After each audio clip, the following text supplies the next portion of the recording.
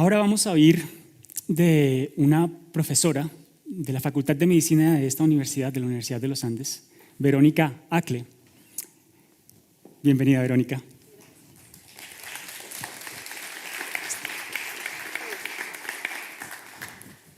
Hola, buenas tardes.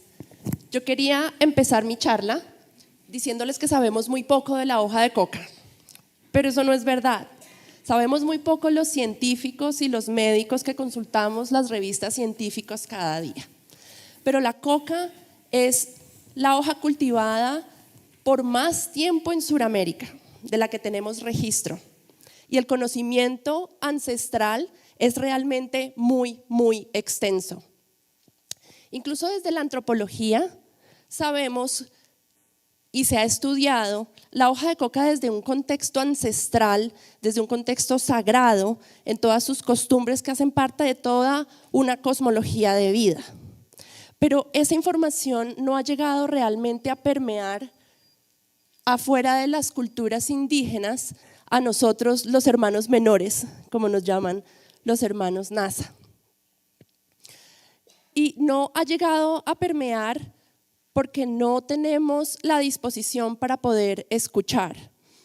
Aquí a 2.600 metros de altura sabemos que la hoja de coca algo tiene que ver para ese soroche que sentimos cuando subimos rápidamente a la montaña. Y vamos a aprender un poco más de esto en unos minutos.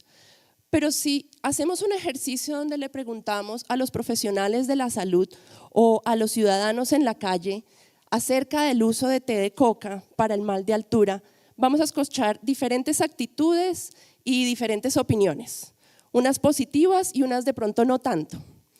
Pero estas razones para la actitud que escuchemos, cualquiera que ésta sea, viene desde los miedos, viene desde la superioridad cultural tal vez, desde el estigma que nos han alimentado, como nos contaba Juan, en todas las propagandas de televisión con las que hemos crecido. Pero yo les puedo asegurar que la principal fuente de estas opiniones es el desconocimiento. Es que realmente no la conocemos. Hay gran ignorancia alrededor de lo que esta planta puede hacer. Y es que confundimos una planta, como la vemos acá, con hojas, con un tallo y raíces. La confundimos totalmente, un miembro de todo un género, lo confundimos con un alcaloide, con la cocaína. ¿Cómo están todos? Me presento, mi nombre es Verónica Acle, soy profesora de medicina, como nos decía Charles. Dirijo el laboratorio de neurociencia en la Facultad de Medicina, donde estudiamos el efecto de diferentes compuestos en modelos animales de cáncer y de estrés crónico. Y mi interés es estudiar los compuestos que están adentro de la hoja de coca y hacen que esta hoja sea realmente un potencial muy grande para nosotros, para todos los colombianos y de pronto para el mundo. Les estaba diciendo que la confundimos con la cocaína. Y es que la cocaína es un alcaloide. ¿Pero qué es un alcaloide? No podemos confundirlos con un psicoactivo, que son las moléculas que pueden alterar la mente, alterar la actividad de las neuronas. Los alcaloides son sustancias que las producen organismos vivos, principalmente plantas. Y para ser llamados alcaloides tienen que tener un átomo de nitrógeno, tienen que tener una estructura compleja en su estado básico y de nuevo ser producidas naturalmente. Eso es un alcaloide. Los alcaloides son producidos por las plantas, todas estas lindas plantas los producen para protegerse a sí mismas principalmente. Y muchos de estos alcaloides tienen un efecto en otros vertebrados, como nosotros los humanos. Les voy a dar un ejemplo, la capsaicina. La capsaicina tiene propiedades antiinflamatorias, antioxidantes, seguramente puede servir contra el cáncer.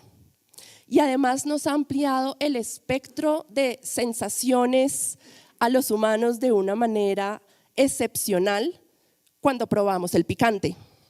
La capsaicina es el alcaloide más alto en el ají común. No altera la mente de ninguna manera. Les voy a dar otro ejemplo, la cafeína. Yo podría asegurar que la mayoría de este auditorio experimentó los efectos de ese alcaloide hoy. Nos hace concentrar más, de pronto ayuda a tener más atención. Incluso algunos dicen que mejora su capacidad para realizar actividades cognitivas complejas, más o menos después del almuerzo. Y es un alcaloide, el alcaloide más común que consumimos nosotros. Los alcaloides de la coca son muchos y conocemos uno. Además tienen unos nombres muy difíciles de pronunciar, pero por ejemplo el cinamoil cocaína o la truxilina, son alcaloides conocidos con unas capacidades anestésicas locales, es decir, para la piel. Y es que la planta de coca es el primer anestésico, es el primer medicamento usado por la humanidad del que sabemos. Los incas lo utilizaban como anestesia local, después llegaron los españoles y lo utilizaron aún más porque realmente tiene un potencial anestésico grandísimo. Ha sido estudiado y sabemos cuáles moléculas tienen menos síntomas secundarios, efectos secundarios, y no fue sino hasta hace 60 años que supimos el mecanismo por el cual estos alcaloides hacen que se duerma la piel cuando no lo aplicamos. Hasta hace solo 60 años sabemos por qué las anestesias locales funcionan. Sin embargo, de este otro alcaloide sabemos muchísimo. Cuando uno en la web, en la página de la Librería Pública de Medicina pone la palabra cocaína, aparecen más de 46,000 entradas. Esto significa ese número de estudios científicos realizados en ese alcaloide. Y cuando escribimos hoja de coca, aparecen 190. La mayoría de estos 190 estudios son estudios etnográficos que tratan de entender el uso de la hoja de coca desde la narrativa sagrada y como uso de los individuos y de las poblaciones de Sudamérica. Pero solo alrededor de una docena de ellos han tratado de investigar el efecto fisiológico que puede tener la hoja de coca en un vertebrado. Y la mayoría de ellos han sido realizados en humanos. Yo les voy a contar un par de ellos. Podemos dividirlos como en dos categorías. Los que lo estudian en resistencia al ejercicio, resistencia física, y de ellos puedo decirles que alrededor de los 70 se realizaron muchos estudios por un investigador de apellido Hanna, que él principalmente dice que el diseño de los experimentos no permite sacar muy buenas conclusiones al respecto. Después se repitieron muchos de esos estudios en los 90s y sí logramos ver que aunque no hayan diferencias estadísticamente significativas entre los usuarios de la hoja de coca y los que no usaron coca en su resistencia física, parece ser que sí tienen un mejor desempeño. Todavía no sabemos exactamente el efecto. En 2010 se hizo un estudio con 10 personas en Cajamarca, a 2.700 metros de altura. Estudiantes de medicina, precisamente. 6 de estas personas mascaron coca, alrededor de 8 gramos de hoja de coca, mientras estaban haciendo un ejercicio de alto rendimiento en una bicicleta estática. Y los resultados de un estudio bastante bonito muestran que sí hay un efecto fisiológico. Pareciese que las personas que están mascando coca empiezan a utilizar fuentes de energía que son más eficientes. Es la oxidación de los ácidos grasos. Esto es lo que sugieren los resultados. También puede ser que hubo una acumulación de glucosa en otra vía y que realmente necesitamos hacer un seguimiento para entender cómo es que estas personas están utilizando esta otra fuente de energía alternativa. Pero al final su desempeño físico sí fue superior. Entonces aquí tenemos una evidencia de que todo lo que sabemos empíricamente puede ser replicado. El otro grupo de investigaciones tiene que ver con el mal de altura. Les prometí que íbamos a hablar de esto.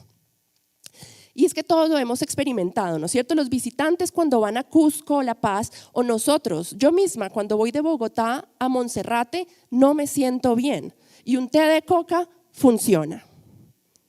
Pero como les contaba, no sabemos por qué funciona, no sabemos las dosis en las que funciona. Y el problema de estas investigaciones es que no sabemos los métodos que utilizaron. Entonces, el té de coca se puede hacer desde una bolsita, se puede hacer desde la hoja seca que compremos aquí abajo en Cocanasa, o podemos hacerlo desde la hoja fresca. Podemos consumirlo antes de subir a Monserrate o después de subir cuando ya nos sintamos mal. Miren todas las diferentes alternativas que tenemos para hacer un diseño experimental. Y si en cada estudio lo hace diferente, es difícil que podamos replicar los resultados. Entonces, en ese respecto, tampoco tenemos resultados contundentes del efecto de la hoja de coca para el mal de altura o para el edema pulmonar en deporte de montaña. Aquí viene como la parte central, y es que tenemos que estudiarlo. Realmente hay una necesidad muy grande de tener unos métodos que podamos replicar para poder entender cómo la hoja de coca en su totalidad, con todos sus constituyentes, puede tener diferentes efectos en diferentes órganos del cuerpo. Ahora, la manera como se extraen esos constituyentes puede variar. Les voy a dar un ejemplo muy sencillo.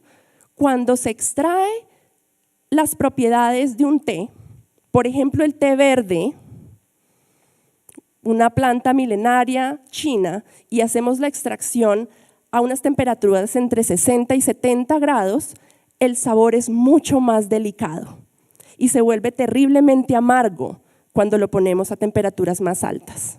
De la misma manera, cuando las extracciones se hacen en agua, cuando se hacen con otras aplicaciones de calor, aplicaciones de presión, se pueden sacar diferentes propiedades de la planta. Y eso es lo que queremos llegar a entender. Por ejemplo, la cantidad, la proporción de cocaína que se puede diluir y que puede ser aceptada por el cuerpo humano es realmente muy, muy baja cuando las infusiones se hacen en agua. Pero quisiera yo poder decirles ahorita a cuál temperatura es eso. Ojalá lleguemos a saber tanto como sabemos del té verde de otra cultura. Y esto es lo que nosotros proponemos acá. Por un lado, queremos saber si para el mal de altura y para estas otras hipótesis de las que ya tenemos algo de conocimiento, podemos identificar mejores dosis, componentes, horas del día de aplicación, pero también mirar un poco más allá. Desde la evidencia empírica y la observación anecdótica, sabemos que la hoja de coca tiene unas propiedades muy hermosas para establecer conexiones entre humanos, que ayuda a desinhibir en el momento en el que tenemos que pensar y expresar las emociones. También sabemos que da cierta claridad para la toma de decisiones, basado en los rituales de la cultura indígena. ¿Qué tal si exploramos por ese lado para que esto se convirtiera en una herramienta psicoterapéutica?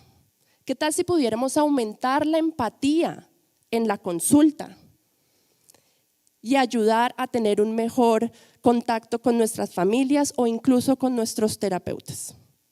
O por otro lado, ¿qué tal si pudiéramos de pronto aprender cómo armonizar los neurotransmisores en el cerebro que no se encuentran correctamente alineados en casos de depresión o de déficit de atención a través de la hoja de coca? Estas son solo hipótesis y realmente deberíamos poder estudiarlas para llegar a tener aplicaciones reales que podría tener si supiéramos un poco más de ellas. Muy rápidamente quiero contarles que nosotros tenemos una pequeña iniciativa utilizando este animalito que es el pez cebra.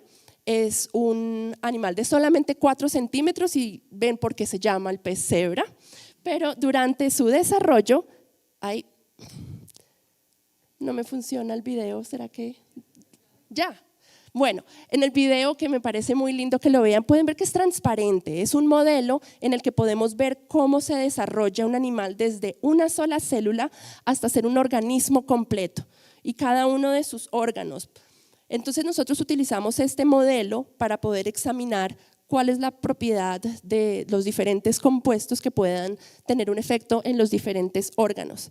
El pez cebra es muy parecido a los humanos, tenemos una homología muy grande en los genes, pero también en las proteínas que los genes producen y que a veces son la fuente de enfermedad. Y puedo contarles que un estudio muy preliminar hecho con hoja de coca, donada amablemente por nuestros amigos de Coca-NASA, demuestran que los animalitos, que aquí ustedes los pueden ver muy pequeños, alrededor de 4 milímetros miden, no tienen por ahora ningún efecto morfológico cuando se toman un té de coca. Sin embargo, parece que sí tiene un efecto, sí tiene un efecto en el sistema cardiovascular. Yo quiero poder decirles los componentes y los mecanismos por los cuales esto pasa, para que podamos ayudar a las personas que tienen vasoconstricción, las personas que tienen tensión alta y necesitamos que sus vasos se dilaten. Yo quisiera decirles cuál es la mejor hora para tomarse un té de coca y así bajarle a las estatinas que están tomando todos los días.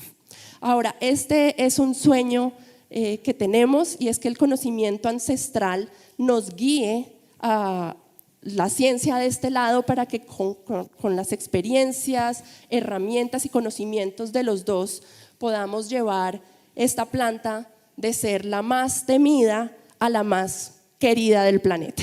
Muchas gracias.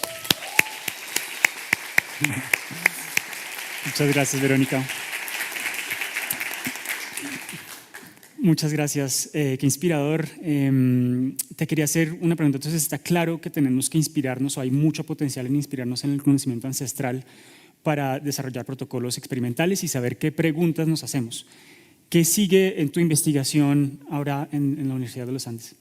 Gracias por esa pregunta, Charles, porque pues estoy muy contenta de contarles que ya hemos dado un pequeño paso desde el respeto y la admiración por lo que han hecho las culturas y los pueblos indígenas por esta planta. Nos hemos acercado y puedo contarte que tenemos un primer convenio firmado entre Coca-NASA y también el Consejo Regional de Indígenas del Cauca y la Universidad de los Andes para poder llevar a cabo estas investigaciones que incluyen jóvenes indígenas trabajando en nuestro laboratorio y también nosotros viajando a de verdad entender el conocimiento tan valioso que ellos tienen. Wow, increíble esa Muchas noticia. gracias. Muchas gracias.